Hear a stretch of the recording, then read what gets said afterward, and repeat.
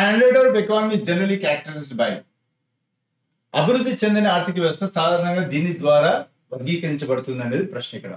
So లో per capital income, తక్కువ తలసరి ఆదాయం, లో రేట్ ఆఫ్ క్యాపిటల్ ఫార్మేషన్, తక్కువ మూలధన నిర్మాణ రేటు, లో డిపెండెన్సీ రేట్, తక్కువ డిపెండెన్సీ రేట్ కలిగి ఉండడం, work force large in the tertiary sector, తృతీయ రంగంలో ఎక్కువగా పనిచేసే శక్తి అని అడుగుతున్నారు ఇక్కడ. సో ఇక్కడ అడుగుతున్నది ఏంటిది, అండర్ డెవలప్డ్ ఎకానమీకి ఎటువంటి క్యారెక్టరిస్టిక్స్ ఉన్నాయని చెప్పేసి అడుగుతున్నారు ఇక్కడ.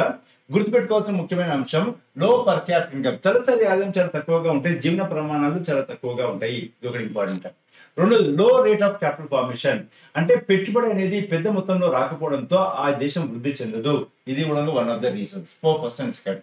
లో డిపెండెన్సీ రేట్, లో డిపెండెన్సీ రేట్ అంటే ఏంటిది, మనకు 15 సంవత్సరాల కంటే తక్కువ, అదే విధంగా 60 సంవత్సరాల కంటే ఎక్కువ వయసు ఉన్న వాళ్ళు తక్కువ మంది ఉన్నప్పుడు ఆ దేశానికి మంచిదే, ఎందుకంటే పనిచేసే వాళ్ళు చాలా ఎక్కువగా ఉన్నారు కాబట్టి ఇది ఆప్షన్ అవ్వలేదు.